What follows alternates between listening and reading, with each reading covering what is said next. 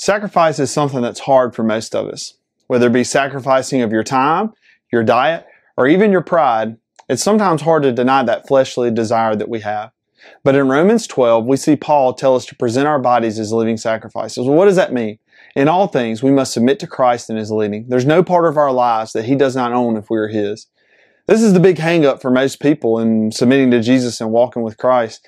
They say, hey, I want my life my way. I want to do it how I want to do it. But the question is for you and I as believers, how do we live this out? How am I supposed to live out my life as a living sacrifice to Jesus? In other words, where does my motivation come from? Well, Paul tells us that it's in view of the mercies that God has given us. See, Christ died on the cross so that you can have immense joy, immense pleasure, immense life with Him. So the question is, do you view the sacrifices that you make? Do you view walking with Jesus in light of your own strength and your own struggles?